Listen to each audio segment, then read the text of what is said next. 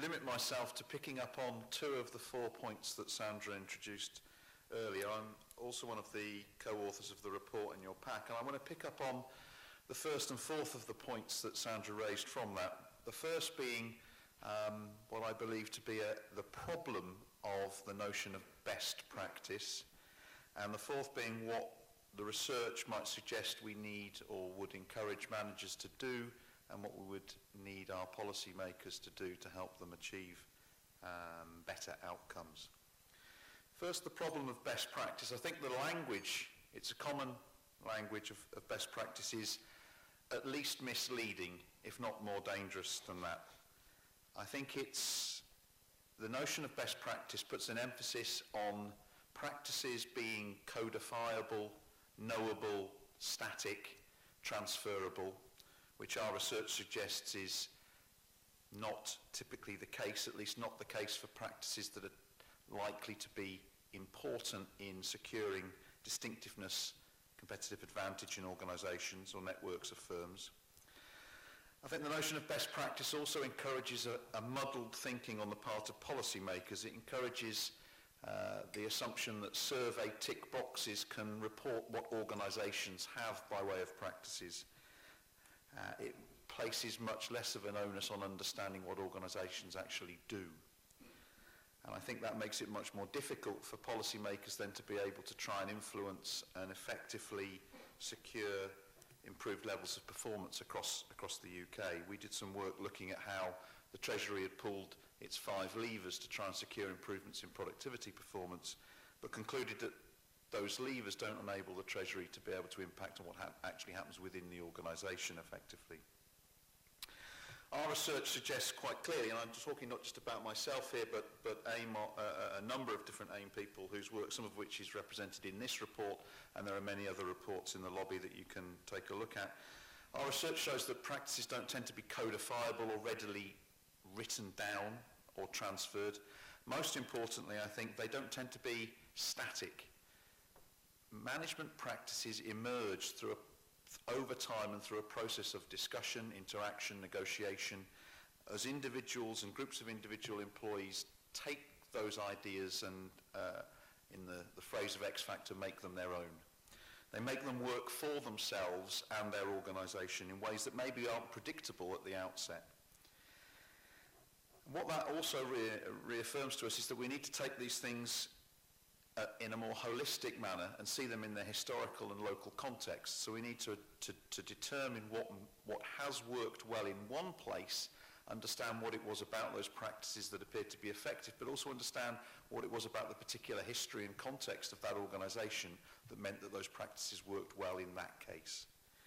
So our emphasis would be on how organisations achieve things, perhaps rather than what they claim to be doing in terms of practice.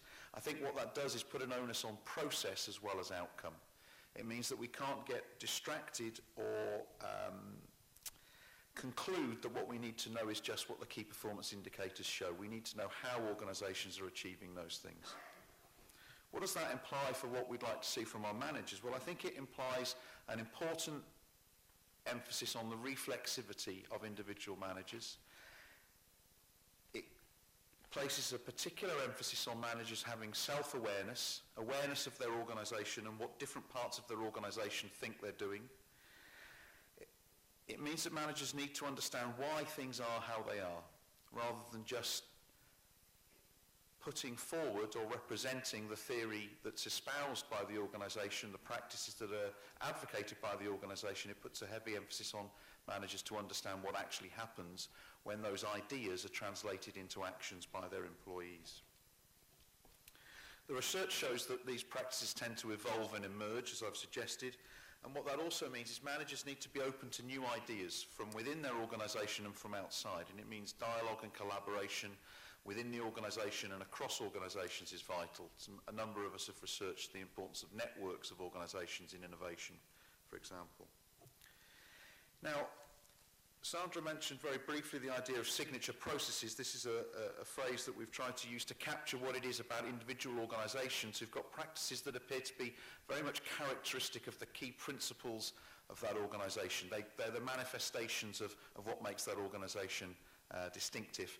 And it's those types of processes that have often taken years to develop that are the things that are most difficult to copy and replicate elsewhere. And they are therefore the things that give those organisations both their character, their flavour of what makes them specifically that organisation, and gives them something that's different from other organisations. To be able to develop and deliver signature processes, I think, means managers need to place an emphasis on trial and error, trying things out, experimenting, looking at ways things could be done differently. The dynamic of continuous improvement that we've come to know well through studying firms like Toyota is important here in sensitising people to producing ideas for how things can be different, and also making them aware of the likelihood that things will change on an ongoing basis. Things don't stay the same. For managers to be able to deliver on that, they need a certain self-confidence in themselves and their organisation. So they need that self-confidence and that self-awareness to allow and facilitate and promote experimentation, encourage people to challenge the norms and the current status quo in a way that actually might produce more effective ways of working in the future. To be able to achieve that, they also need a clarity of purpose that they're able to communicate through their organisation. I think those are the things that can combine to produce signature processes within any individual organisation. And if I say just a final word on this before handing back to the chair, what I think research shows is that it's important not to take individual management practices in isolation, but to locate them in a wider pattern or bundle of practices and in a more holistic understanding of the context of organisation. One of the brief references we make to in the study is how in the 1990s, when British manufacturers realised how much more efficient and effective Japanese firms were tending to be, they picked up on the idea of quality circles. Quality circles are a process whereby shop floor employees are encouraged to come together and discuss ideas about how their work could be improved. But what British managers tried to do was take the idea of quality circles and drop it into the British industrial relations context of the 1980s. Not surprisingly, this didn't prove to be terribly effective. British managers weren't terribly interested in telling their managers what they thought they should do. They might have been quite interested in telling them where they thought they should go, but not what they thought they should do. But it's not just British managers that have this problem. I've just come back from Japan, where in the 1990s and early 2000s, Japanese firms have experimented with a number of different what we might call Western management practices, most noticeably performance-related pay, which is inconsistent with their team-based and seniority-based employment relationships. And a number of different large Japanese firms experimented with this idea and ended up abandoning it or reconverting it into something that looks really quite similar to what they had previously.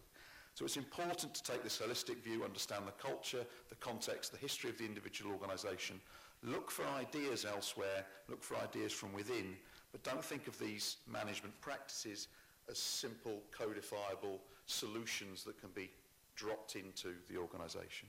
Thanks.